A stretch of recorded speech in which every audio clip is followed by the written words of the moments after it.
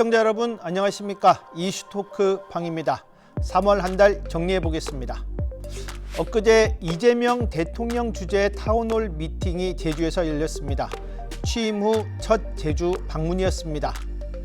본선보다 더 치열한 더불어민주당 도지사 경선을 코앞에 두고 각종 잡음과 함께 후보 간 신경전은 더 치열해지고 있습니다. 오늘 이 내용 중심으로 이야기 나눠보도록 하겠습니다.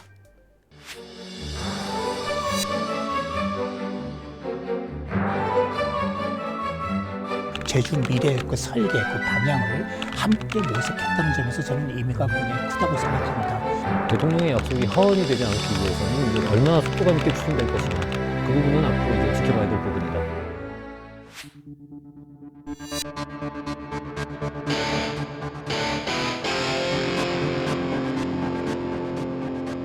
삼위가 1위가 될 수도 있고 1위가 3위가 될 수도 있고 2위가 1위가 될 수도 있는 어떤 결과 나올지는 사실 예측된 점이 있습니다. 이 세 분의 후보가 같은 당이 아닌다고 생각될 정도로 왜 대통령에게 저렇게 의지를 하는지.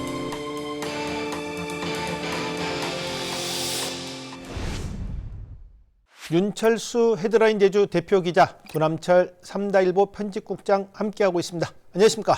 안녕하십니까? 오늘도 좋은 토론 부탁드리겠습니다.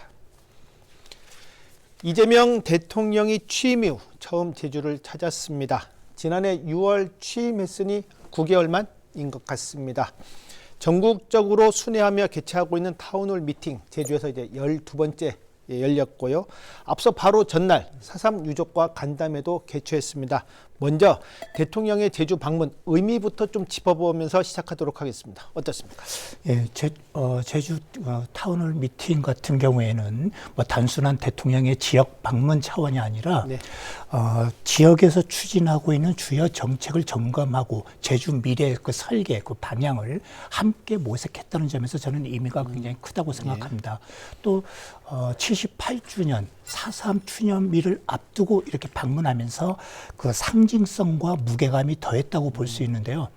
이번 그 타운홀 미팅에서는 저는 뭐 크게 두 가지 측면의 그 성과가 있었다고 봅니다. 하나는 제주 4.3과 관련해서 그동안 많은 그 현안과 과제가 산적해 있었는데 대통령의 시원시원한 그 약속으로 좀 많은 고민을 이제 덜게 됐다.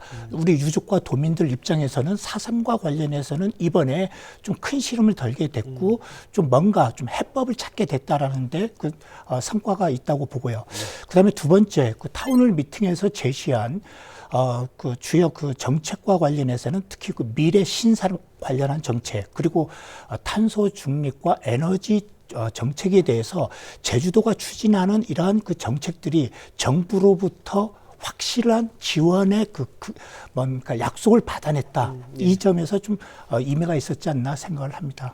네, 저도 뭐 같은 시각인데 대통령의 이번에 찾아온 시점, 행보가 상당히 정무적이다. 60일 앞둔 상황에서 제주를 찾아서 그리고 특히 과거사 문제, 4.3을 비롯한 과거사 문제에 대해서 진정성 있는 접근을 통해서 그 지역의 아픔을 보듬었다라는 데서는 것과 그다음에 아까 윤 대표께서 말씀하셨지만 제주의 미래 먹거리, 미래 신산업에 대해서 정부의 전폭적인 지원을 약속했다라는 부분에서는 통합과 실용의 메시지를 정확히 전달하고 갔다라고 생각을 하고 있습니다. 그리고 특히 근데 하지만 이제 관건은 앞으로 저희들이 얘기하겠지만 대통령의 약속이 허언이 되지 않기 위해서는 이제 정부의 실천이 얼마나 속도감 있게 추진될 것이냐, 그 부분은 앞으로 이제 저희들도 논의를 하겠지만 지켜봐야 될 부분이다, 그렇게 생각을 합니다. 네. 이틀간 행사를 통해 이재명 대통령은 4.3에 대해서만큼은 단호한 입장을 표현했습니다. 특히 민형사상 공소시효 폐지까지 언급을 했는데 이 부분 먼저 좀 짚어주시죠. 예, 저는 뭐 이틀에 걸쳐서 이렇게 방문을 하니까 좀 이슈 주목도가 더 높아졌다. 뭔가 그 현안에 대해서는 좀 논의가 좀 집중도가 좀 있었지 않나 좀 생각을 합니다. 첫날에는 4.3 현안에 대해서 집중적으로 이렇게 좀 논의하고 그다음에 방향을 이렇게 좀 모색했고 이튿날에는 그 미래 신산업 그리고 탄소 중립과 에너지 정책 이렇게 하는 방법으로 하니까 제가 볼 때는 오히려 더 좋았지 않나 이렇게 좀 생각을 합니다. 이번에 그 4.3과 관련해서는 아주 좀 여러 가지 그 약속을 내놓으셨거든요. 저는 뭐 가장 그 의미있게 본 점이 4.3의 성격을 다시 명확하게 다시 한번 짚어냈다. 물론 4.3의 성격은 과거 노무현 대통령이 4.3 진상 보고서가 조사 보고서가 채택된 이후에 도민들에게 사과를 하고 이거는 국가 공권력에 의한 문제로 많은 양민들이 희생당한 그 문제로 해서 이렇게 설정을 했고요. 그다음에 문재인 대통령도 제주 추념식에 방문해서 4.3의 성격과 의미에 대해서 명확하게 좀 규정하고 도민들에게 이렇게 제시를 합니다. 그러면서 더 이상 왜곡 논란의 소지를 차단했거든요. 이번에 이재명 대통령 같은 경우에는 다시 와서 우리 제주 4.3은 그야말로 대한민국의 비극이고 그다음에 국가폭력의 범죄, 반인권적인 국가폭력 범죄라고 이렇게 규정을 합니다. 그러면 이미 이전 4.3의 성격은 명확하게 이제 규정이 된 겁니다. 자, 이 규정과 성격 그 부여에 따라서 이 대통령이 먼저 도민들에게 약속한 거는 이 국가 폭력이 재발되지 않도록 하기 위한 조치를 반드시 해내겠다. 특히 그 국가 폭력 가해자에 대해서는 나치 전범 처벌과 같이 영구적으로 끝까지 이렇게 책임을 묻도록 하겠다. 형사적 책임을 묻겠다. 그리고 민사상으로도 그 가해자의 그 상속 재산까지도 민사상 배상 책임을 묻도록 하는 방법을 이렇게 강구하겠다. 저는 굉장히 좀 의미 있는 약속이다. 이렇게 좀 보고 있습니다. 그리고 하나만 좀 더 얘기한다면 박진경 대령의 국가유공자 지정 논란이 많았는데 이 대통령의 그 뭐 여러 가지 약속 중에 하나가 좀 앞으로 4.3 그 진압에 관련된 그 가해자에 대해서는 그 서운 취소 근거를 마련하겠다라고 약속을 하셨습니다. 물론 이 약속이 전에 보훈부에서 내놓은 것과 비슷한 거 아니냐 하지만 저는 전혀 좀 다르다고 봅니다. 왜냐하면 권오을 보훈부 장관이 제주도 내려와서 이 문제에 대해서 유족들에게 이렇게 양해를 구하면서 얘기할 때 유족들이 가장 먼저 요구했던 거는 4.3 진압과 관련된 사람들이 박진경 대령과 똑같이 이렇게 좀 서운을 받은 그 사례가 있는지 전수조사해달라 이렇게 요청하니까 권 장관은 지금 그러려면 조사 대상이 한 3만여 명이 든다. 좀 이쯤에서 마무리하는 게 어떠냐고 이렇게 했다가 유족들의 반발을 불러일으킨 적이 있거든요. 근데 이 대통령 같은 경우에는 좀 앞으로 4.3 진압과 관련된 자에 대해서는 서운 취소 근거를 법적으로 이렇게 마련하겠다고 했기 때문에 전수조사가 이제 불가피하게 된 겁니다. 자, 보훈부의 기존 입장과는 전혀 다르게 대통령의 뜻대로 하면 앞으로 전수조사까지도 가능할 것이다. 이렇게 생각을 합니다. 예, 저는 뭐 임 대표께서 말씀하신 데 덧붙인다면 대통령이 국가폭력 방지 시스템을 제도화하겠다라는 의지를 천명했다. 라고 생각이 됩니다. 지금 2024년 12월에 지금 국회에 발의가 돼서 있는 반인권적 국가범죄의 시효 등에 관한 특례법이 있는데 이게 지금 여야 간의 논란을 벌이면서 지금 법사위에 계류 중인데 대통령이 이렇게 빠르게 처리하겠다고 의지를 밝힌 만큼 이제 이 부분이 대통령이 직접 개입해서 주도적으로 이끌어 가겠다. 뭐 특히 지금 민주당이 거대 여당을 잡고 있기 때문에 이런 의지를 보였다면 이런 문제는 빨리 해결이 될 수 있다라는 부분과 그 부분에서 이제 대통령이 지방선거를 앞두고 과거사 해결의 책임자, 적임자라는 또 하나의 모습을 보이면서 이런 전국적으로 이런 국가폭력에 대해서 아픔을 겪은 지역의 유권자들까지도 이제 흡수되는 그런 효과까지도 보였다라고 생각을 드는데 이제 걱정되는 거는 그동안 정치적 국회나 아니면 정치적으로 얘기됐던 게 이와 관련해서 위헌성 논란, 그 다음에 연좌제 비판, 그 다음에 정치적 보복 우려, 이 세 가지 문제가 크게 이제 대두돼 있었는데 이 부분이 이제 대통령이 이렇게 제주에서 강력한 의지를 보였고 이제 또 국회가 이걸 빠르게 시도를 해 나간다면 여야에서 격돌은 뭐 불가피할 겁니다. 그렇지만 이런 과정을 거치면서 이게 단지 정쟁이 아니라 우리 사회에 있었던 국가 폭력의 악순환을 끊어내는 중요한 고비가 될 것으로 생각을 하기 때문에 빠른 처리를 기대해 봅니다. 네. 타운홀 미팅에서는 새 부처의 장관을 대동해 정부 계획을 발표하도록 했습니다. 기후부 장관, 문체부 장관, 과기부 장관이었습니다. 이 자리에서는 에너지 정책, 인재 육성에 초점을 맞추지 않았나 싶은데 먼저 에너지 정책 어떻게 보셨습니까? 타운홀 미팅이 끝난 다음에 제주도에서 이렇게 아마 간부 공무원들 이렇게 모여서 후속 조치를 어떻게 할 것이냐 이렇게 논의를 한 것으로 아는데 네. 거기에서 보면 아마 미래 신산업, 우주산업 이것에 대해서 정부가 그래도 뭔가 제주도의 정책이 굉장히 잘 하는 이런 정책이라는 걸 인정하고 하겠다고 약속한 걸 굉장히 큰 성과로 이렇게 좀 평가를 했거든요. 저도 물론 그 부분에 좀 동의를 합니다. 근데 그 중에서도 에너지 정책, 탄소 중립 정책은 제주도가 대한민국에서 가장 선도적 지역이다. 가장 선제적으로 가장 잘하고 있다라고 확실하게 못 박은 게 바로 에너지 분야입니다. 네. 탄소 중립 정책 같은 경우에는 우리나라 국가 계획에는 2050년을 목표로 해서 넷제로 넷제로 사회를 만들기 위한 이렇게 단계적 추진 전략이 이렇게 진행되고 있는 상황인데 제주도 같은 경우에는 국가 정책보다 15년 빠른 2035년에 탄소 중립 사회를 실현하겠다고 하면서 제주도 자체적으로 시나리오를 이렇게 만들어서 비전 선포까지 한 상황입니다. 그래서 현재 재생에너지 비율도 제주도가 가장 높고 또 전기차 보급 비율도 가장 높은데 좀 장관의 발표도 제주도의 이런 부분 때문에 확실히 이렇게 뭔가 힘을 실어준 것 아닌가 생각을 합니다. 제주도가 성공하면 곧 대한민국이 성공하는 것이다. 이 정도 얘기하면 거의 제주도가 굉장히 잘하고 있다라는 걸 역설적으로 얘기했다고 봅니다. 저는 지방선거 기간 때문에 아마 정치적 논리에 의해서 이 부분이 약간의 좀 저평가될 수도 있고 약간 애써 높은 평가에 좀 인색할 수도 있지만 만약 선거가 없었다면 굉장히 이거는 도민사회 한 목소리로 굉장히 이거는 정말 제주도민이 좀 자부심을 가져도 좋을 정도로 굉장히 잘나는 정책이다 이렇게 볼 수 있습니다. 일단 어제 나왔던 내용 중에서 특이한 거는 전기차 보급 계획이 2035년까지 되어 있는데 이 대통령께서는 10년 동안 단계적으로 이렇게 보급률을 높여간다는 전략에 대해서 왜 10년이냐 더 빨리 좀 해라 이렇게 좀 했고요. 그다음에 또 렌터카의 전기차 전환도 좀 빨리 이렇게 추진할 것을 좀 당부한 게 굉장히 좀 눈길을 끌었습니다. 앞으로 아마 이 사안만큼은 정부에서 아마 전폭적 지원이 있지 않을까 이렇게 좀 생각이 되고요.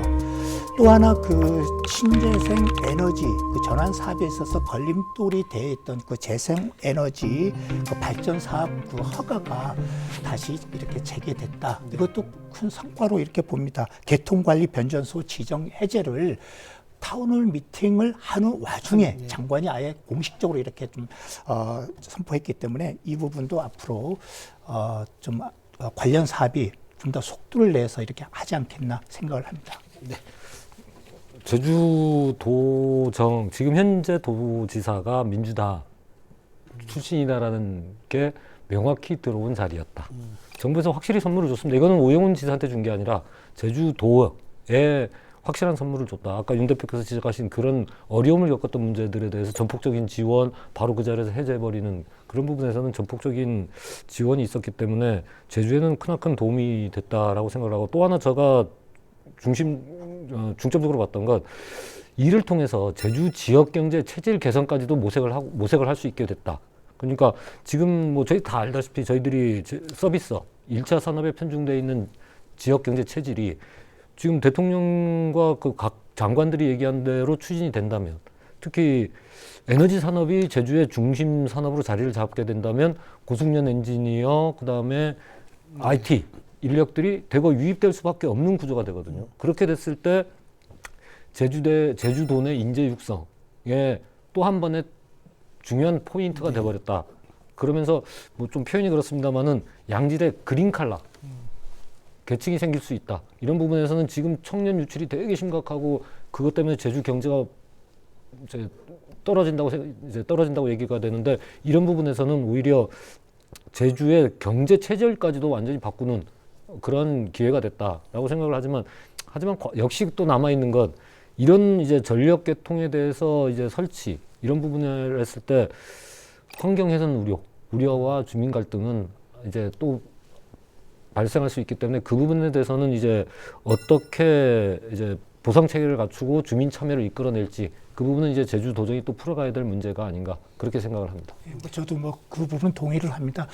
아마 그 어제 이 대통령 생각은 제주도가 섬이라는 그래서 저 면적이 그렇게 아주 넓지 않으니까 자동차를 달려도 1시간 내지 2시간이면 충분하기 때문에 전기차를 100% 전환하더라도 문제는 없겠다. 또 렌터카 역시도 마찬가지. 하루에 뭐 그 길게 이렇게 이동한다 하더라도 뭐 200km 내외이기 때문에 아마 가능하다고 이렇게 판단했지 않나 이렇게 좀 생각을 하고요. 다만 부남철 국장이 아까 지적했던 것처럼 환경 훼손의 문제, 신재생 에너지를 개발하면 할수록 환경도 그만큼 훼손이 될 수밖에 없는 그 양면성이 있거든요. 그래서 좀 이 문제에 대해서 앞으로 그 어떻게 할 것인가 이거 좀 전체적인 설계를 좀 잘 짜야 된다.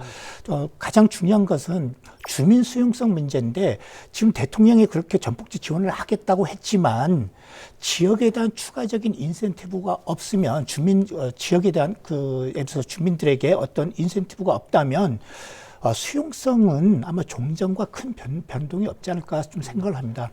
이미 육상 풍력 같은 경우에는 한계에 달했다. 산과들의 지금 풍력 발전기가 굉장히 좀 많이 좀 세워졌고 앞으로 더 확장이 된다면 아마 주민들의 반대도 이렇게 좀 적지 않을 것이고 또 태양광 발전 사업을 하는 데 있어 갖고 환경단체에서 이렇게 숲이 훼손되는 이 상황에 대해서 굉장히 좀 반감이 크지 않습니까?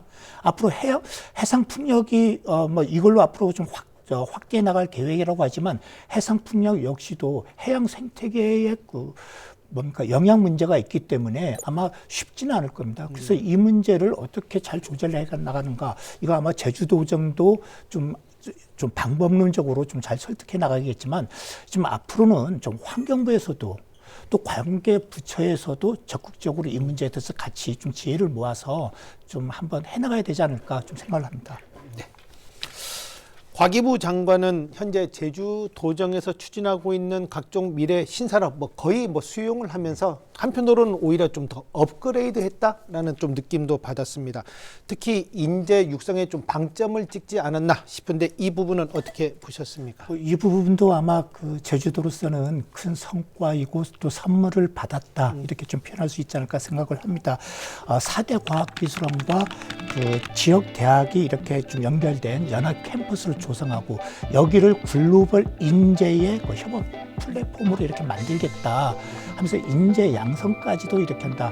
또 아주 글로벌 인재를 이렇게 양성한다는 야심찬 계획을 이렇게 했거든요. 아마 이게 몇 년 아마 2030년 아마 내외해서 아마 이게 조성될 그 계획으로 해서 이렇게 잡히는 것으로 아는데 아마 이게 된다면 아마 제주도에서는 지금까지 추진했던 신산에 비해서 약간 손에 잡히는 성과 한 부분을 얻게 되는 것 아닌가 생각을 합니다.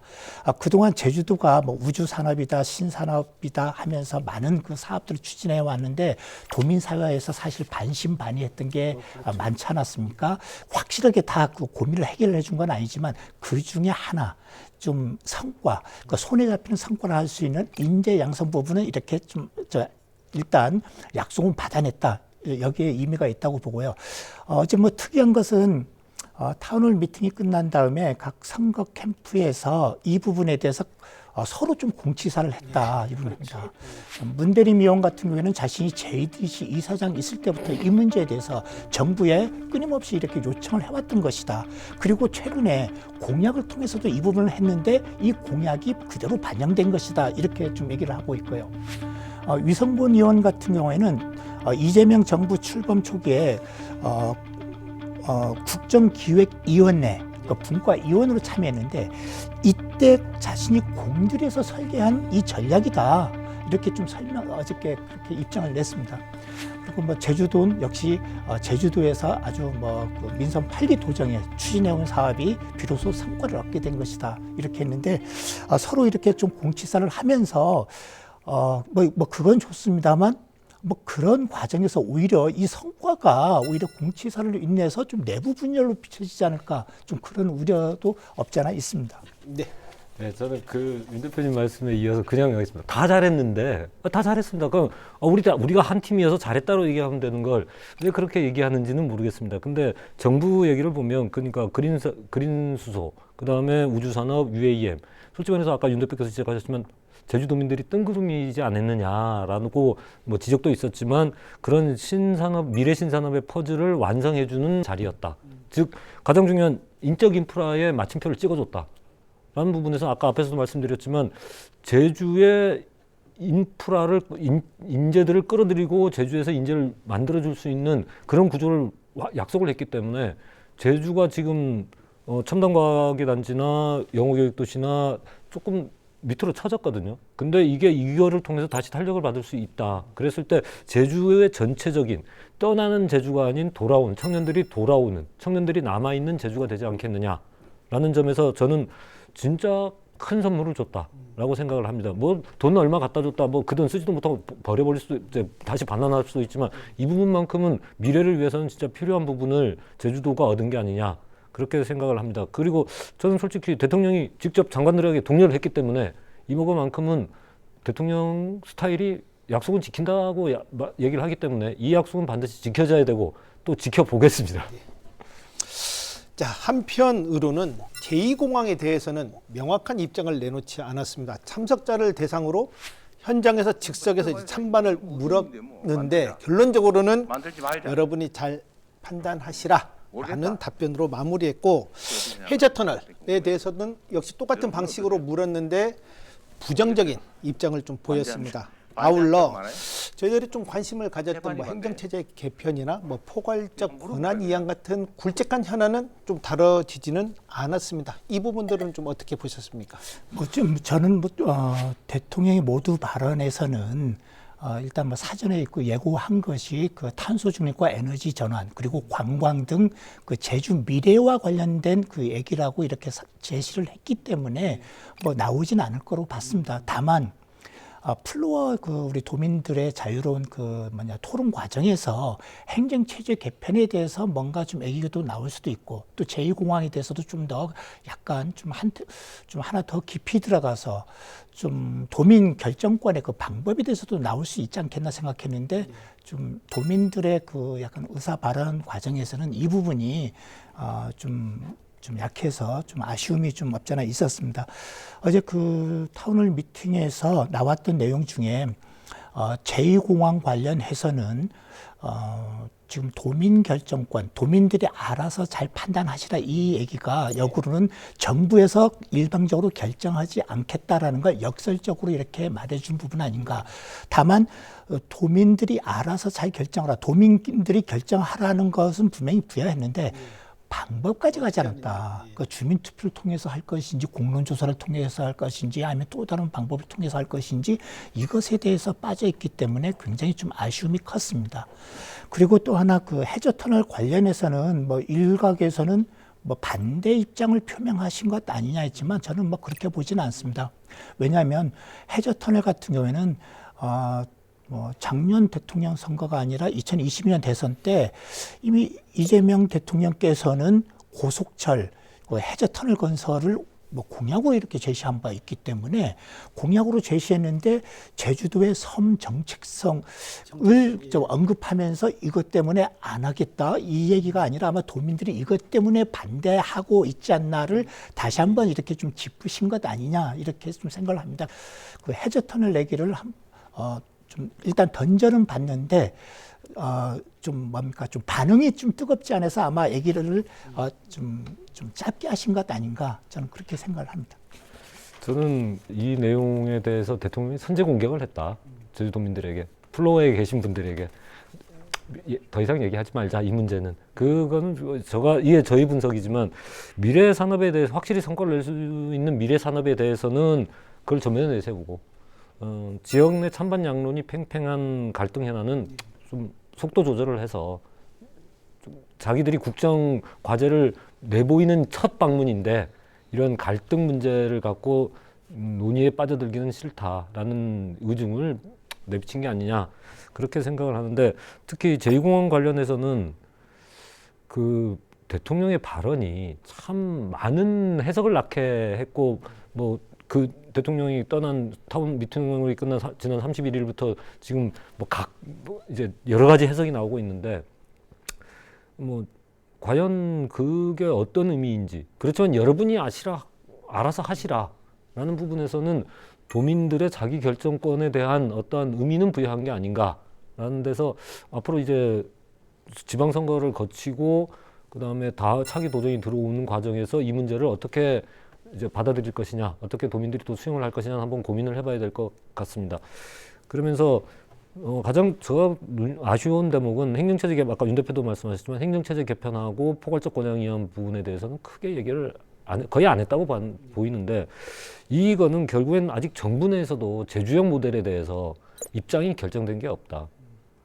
특히 다른 지방자치단체의 문제, 형평성 문제 이런 것들 고려했을 때 아직도 실무적 검토가 끝나지 않은 상태에서 대통령이 어떤 발언을 했을 때 그게 또 지방선거에 어떤 이슈가 되고 그게 또 제주도 내 갈등을 불러일으킬 수 있다는 부분에서 아예 로우키 방식을 택해버린 게 아니냐 그렇게 생각을 하고 있습니다.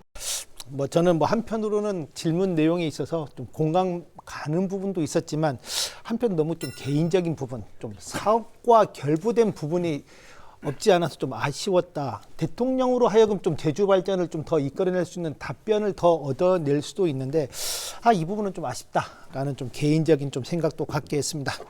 다음 현안 넘어가 보겠습니다. 좀 선거 이모저모 좀 살펴보겠습니다.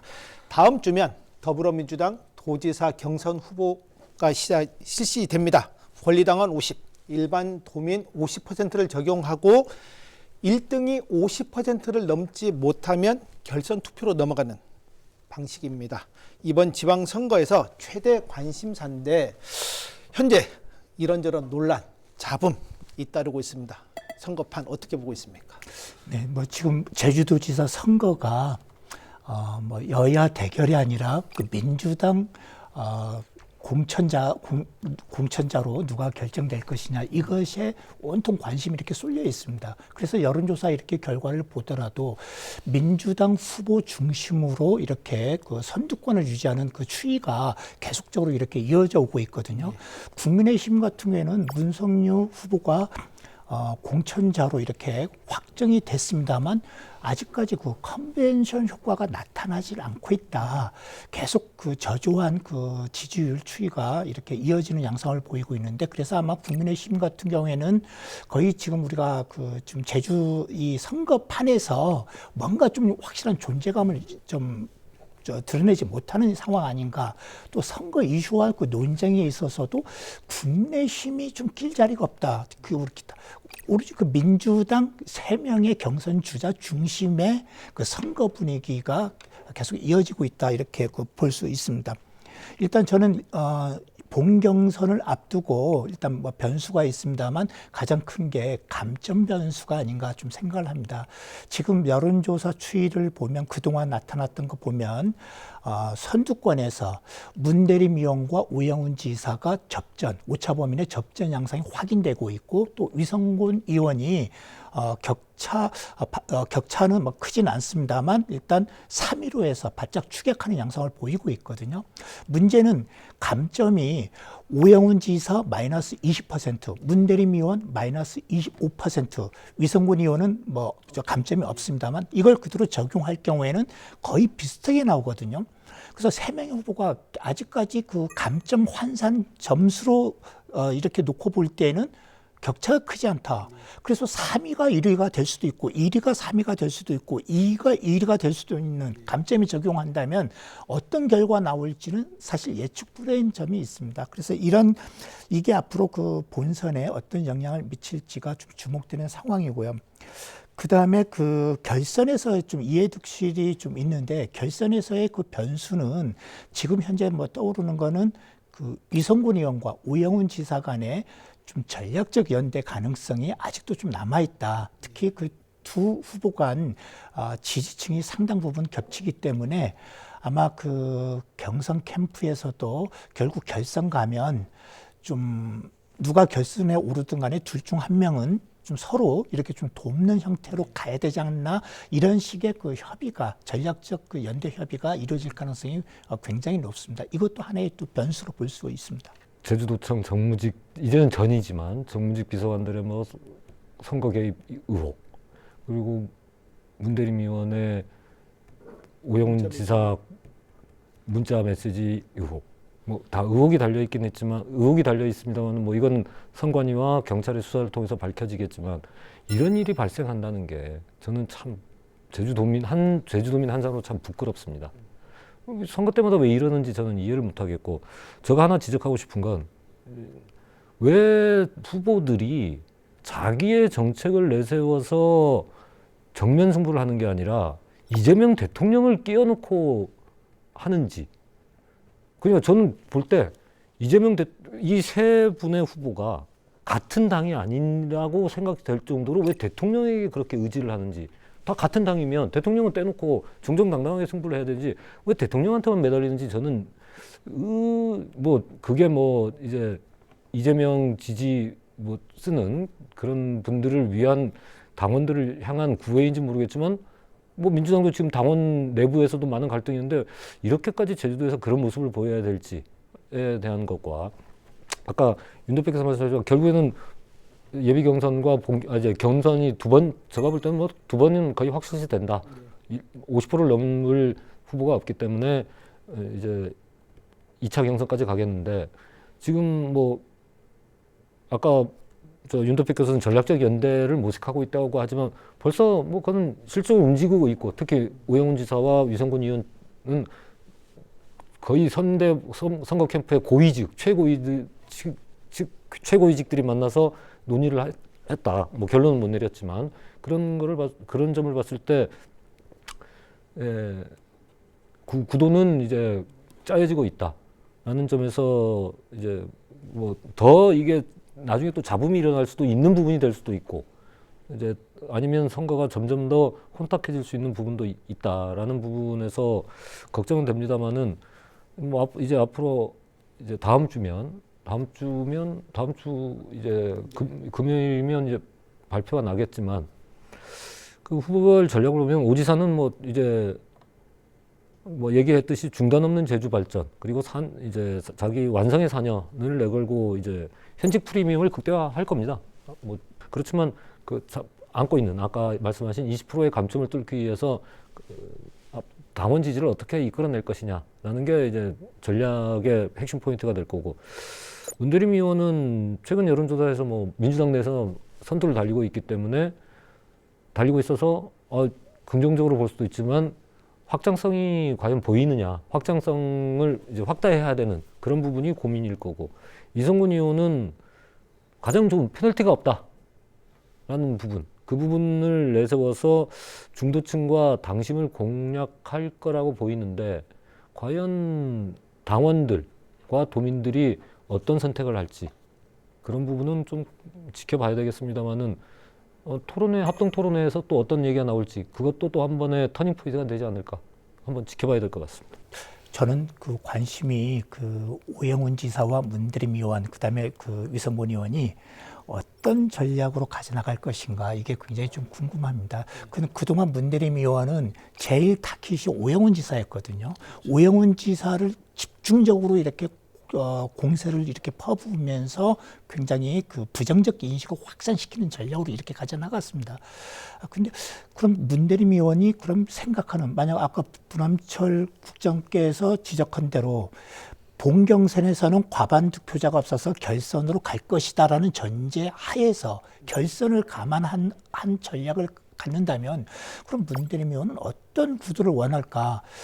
저는 볼 때는 위성군 의원을 파트너로 이렇게 택하기보다는 2위로 오영훈 지사가 올라오길 오히려 바라지 않을까 생각을 합니다. 왜냐하면 오영훈 지사는 감점이 20%를 받게 되고 자신도 25%를 받기 때문에 감점의 차이가 거의 없기 때문에 오히려 승산이 제일 크다라고 이렇게 판단할 가능성이 있지 않을까 생각을 합니다. 반면에 그 위성군 의원과 그 이렇게 대결하는 거는 문대림 의원도 굉장히 좀 부담스럽고 저 오영훈 지사 입장에서도 굉장히 좀 부담스러운 이렇게 구도가 아닌가 생각을 합니다. 물론 그 위성군 의원이 서귀포 지역 지역구를 두고 있고 또 권리당원 모집에 있어서 작년까지는 도지사 출마 의지가 확고히 서지 않으면서 권리당원 모집 인원이 가장 이렇게 적었다고 합니다. 저희들이 직접 확인해 본 건 아니지만 그래서 좀 불리하지 않나. 당원 50%, 일반 도민 50% 했을 때 이 당원 50%이 비중에서 위성군 의원이 제일 불리하지 않나. 그래서 여기서 격차를 낸다면 문대림 의원 같은 경우는 설령 25%의 그 페널티를 받고도 충분히 해볼 만하다 이렇게 판단할 수도 있거든요. 그럼에도 좀 아까 말한 그 전략적 연대, 오영훈 지사와 위성군 의원이 전략적 연대가 이루어질 때는 또 결선에 가서 어떻게 이게 작용할지도 모른다. 마이너스 감점은 감점대로 받고 오히려 전략적 연대로 인해서 오 지사나 위성군 의원의 지지층이 만약에 표심이 이동이 된다면 자신에게 오는 것보다는 오히려 상대 경쟁 후보에게 갈 가능성이 높기 때문에 아마 이런 부분들 감안할 때는 위성군 의원보다는 오 지사를 택하지 않을까 이렇게 좀 생각하고요. 오 지사 입장에서도 마찬가지 위성군 의원과 결선에 오르는 것보다는 문대림 의원과 오르는 걸 오히려 더 바라지 않을까 이렇게 좀 생각을 합니다. 그분과 관련해서 재미있는 게 문대림 의원이 오 지사를 이제 택하지 않을까라는 윤 대표의 말씀에 하나 재미있게 봐야 될 게 문대림 의원 측에서가 오영훈 지사를 공격을 하다가 갑자기 공격 대상을 위성군 의원으로 틀어서 한동안 강력하게 공격을 했습니다. 그런 부분에서는 아까 윤 대표께서 말씀하신 그런 전략도 들어가지 않느냐라고 생각이 되고 이 표현이 좀 그럴지 모르지만 감점이라는 흠을 갖고 있는 이 두 사람이 위성군 의원을 껄끄러워하는 것은 맞죠. 그래서 위성군 의원한테 이제 구애도 해보고 여러 가지 모색을 하겠지만 과연 위성군 의원이 그 카드를 받겠느냐. 근데 1차에서 순위가 결정이 되면 분명히 어떠한 행위는 바로 나타날 거라고 보이는데 글쎄 저 생각입니다. 저 생각에서는 문대림 의원이 양쪽을 워낙 공격을 했기 때문에 양쪽에서 받은 이 상처는 회복될 수 없다. 그랬을 때 이 상처를 받은 두 사람이 또 지역적인 부분이나 어떤 지지자의 그런 부분을 봤을 때 빠져나가는 것도 있겠지만 산술적으로 봤을 때는 그 둘의 연합이 가장 빠른 방법이다. 그게 누가 될지 모르지만 그랬을 때는 양쪽에서는 그런 공감대는 형성돼 있는 상황에서 과연 어디 누구를 밀어주느냐는 저는 솔직히 1차를 보고 결정을 한다고 생각을 합니다. 근데 거기에서 과연 어떤 안이 나올지, 그러니까 3등을 한 사람한테 어떤 제한이 들어갈 수도 있다. 저는 제가 생각할 때는 좀 표현이 그렇습니다만 공동정부 제한까지도 가지 않을까. 확실한 카드를 던져버리지 않을까. 그러면서 승기를 잡아가겠다. 그런 부분까지도 앞으로 지켜봐야 될 이제 선거 구도라고 생각을 합니다. 네. 민주당 도지사 선거 외에 다른 좀 선거판 돌아가는 이야기 있을까요? 제주도 의원 그 선거 의원, 같은 경우에는 지금 그 특이한 점이 그 3월 31일 기준인데 72명이 등록했습니다. 아마 2.2대 1의 경쟁률을 보이고 있는데 특이한 점은 더불어민주당이 47% 거의 한 67%의 그 점유율 이렇게 보이고 있고요. 근데 반면에 국민의힘은 아직도 13명이 그치고 있습니다. 또 엎친 데 덮친 격으로 좀 경선 선거구마저 사라졌다. 지금 서귀포의 강상수 의원과 비례대표인 강하영 의원이 이렇게 그 경선이 예상됐는데 강상수 의원이 돌연 탈당하면서 무소속 출마를 이렇게 검토하겠다 이렇게 그 선언했기 때문에 경선 선거구가 사라졌다 이렇게 좀 봅니다. 그래서 굉장히 그 국민의힘 입장에서는 무기력한 선거가 이렇게 걱정되는 상황인데 좀 전반적인 도지사 선거도 그렇고 그다음에 지역구 후보도 그렇게 뭔가 이렇게 활기를 띠지 못하는 이렇게 모습 보이면서 그나마 당선의 가능성이 점쳐졌던 국민의힘의 그 유력 주자들 한 두세 명이 있는데 아마 여기까지도 유탄을 맞지 않을까 이런 좀 걱정이 되는 상황입니다. 또 여기에 민주당 같은 경우에는 굉장히 좀 활기가 넘치고 또 경선 선거구도 굉장히 많습니다.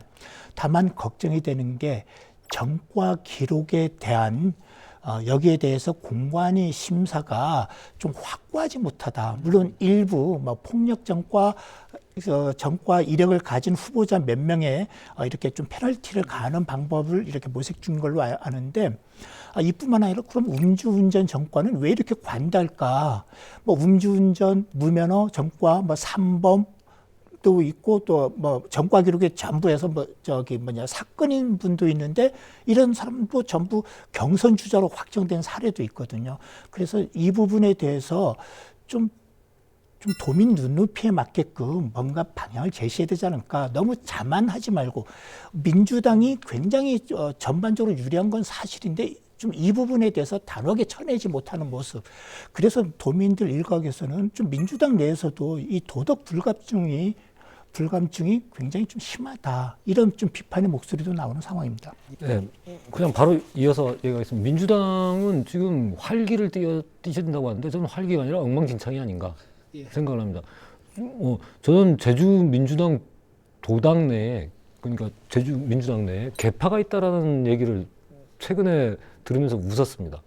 그냥 소문일 수도 있고 소문 나오는 얘기지만 이렇게 취재를 해보면 아까 윤 대표께서 지적하신 지금 부적격 후보를 내린 현역 의원을 2명, 한 분은 그냥 후보이기 때문에 대와 그리고 이제 음주운전이지만 패스된 사람들에 대해 기준이 왜 틀리냐? 그거는 공관위 심사 과정에서 개파가 작용했기 때문이다.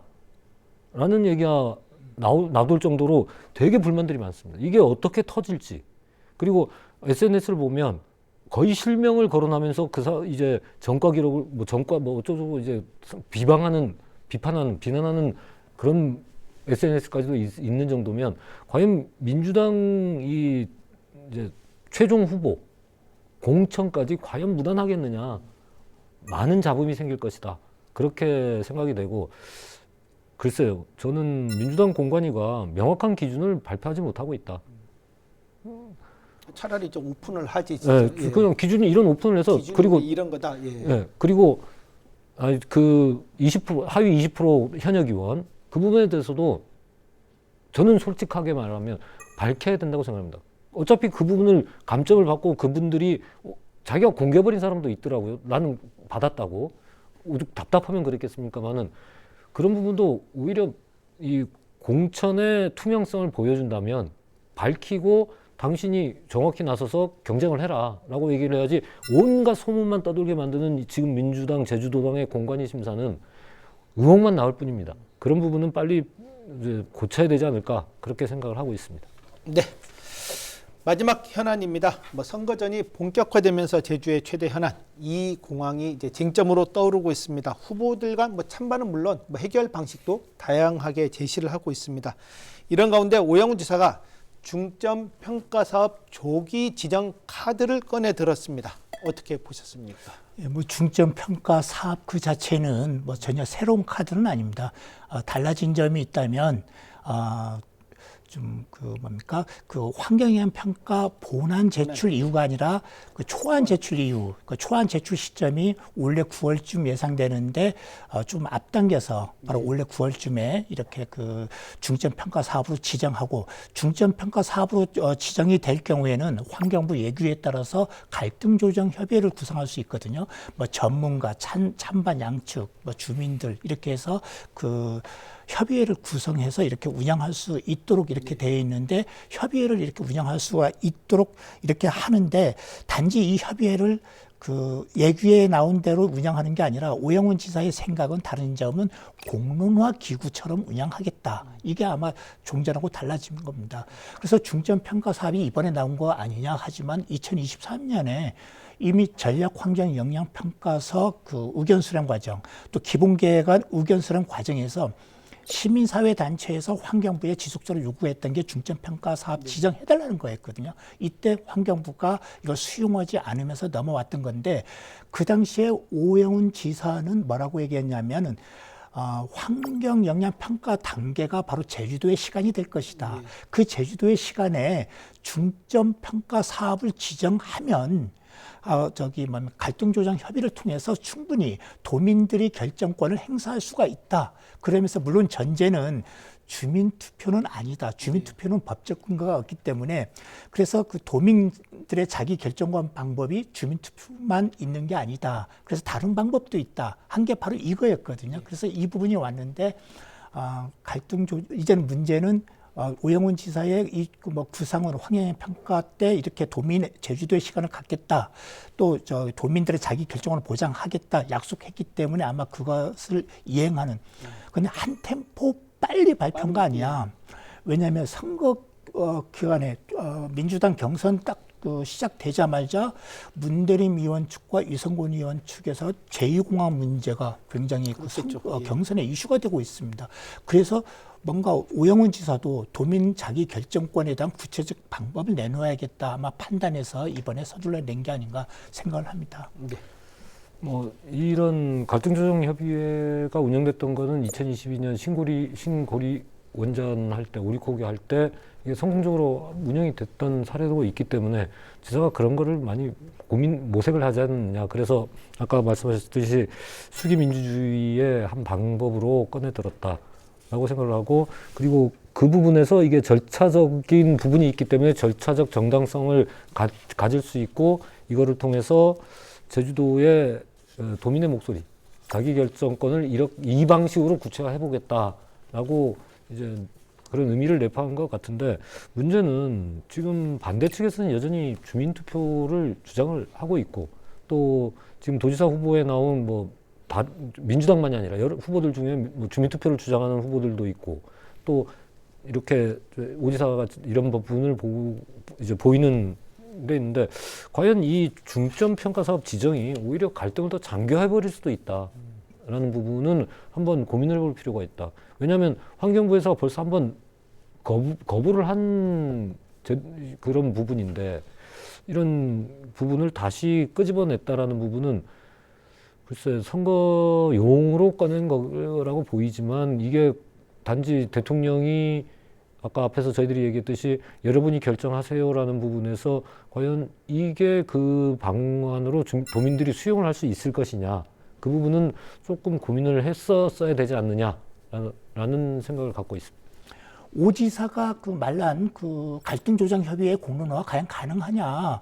이거는 저는 물론 이가 갈등이 더 심화될 수도 있지만 세 가지의 점이 일단 점검은 돼야 됩니다. 하나는 인원의 문제.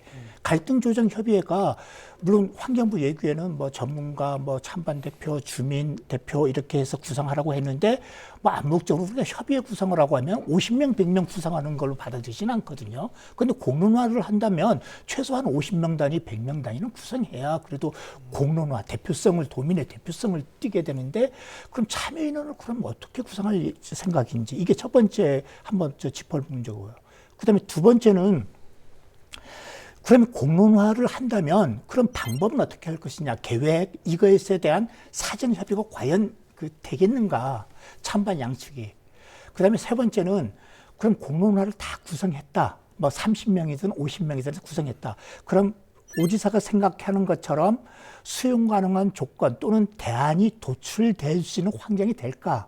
이것도 좀 의문이거든요. 과거에 찬성과 반대측이 참여한 검증위원회가 국토부 주관으로 해서 구성해서 운영해 본 적이 있는데, 결국은 파탄이 나서 결국은 아무런 성과 없이 끝난 적이 있거든요.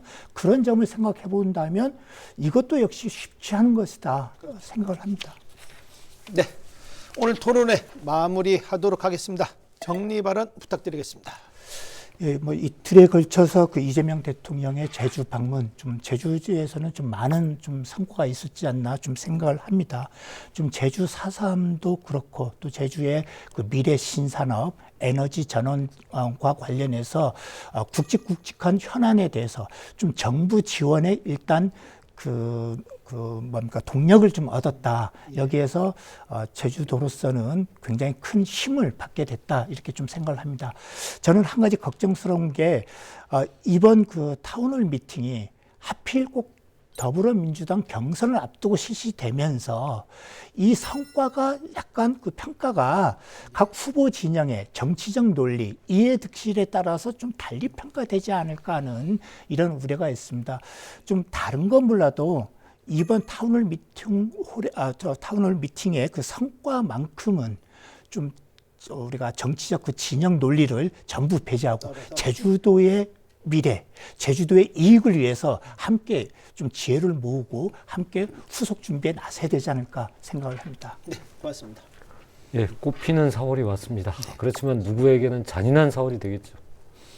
그렇지만 그 과정에서 지금 민주당 경선이 치러지고 있는데 그 경선이 네거티브로 얼룩지지 않고 정책의 장이 돼서 제주의 미래 비전을 선명하게 보여줬으면 하는 바람입니다. 그리고 가장 중요한 건 그 결정은 저희들이 갖고 있습니다. 제주도민이 갖고 있기 때문에 도민들이 그런 갈등을 외면하지 않고 직시한 상태에서 제주의 미래를 100년 대계를 고민할 수 있는 사람을 선택해야 되지 않겠나.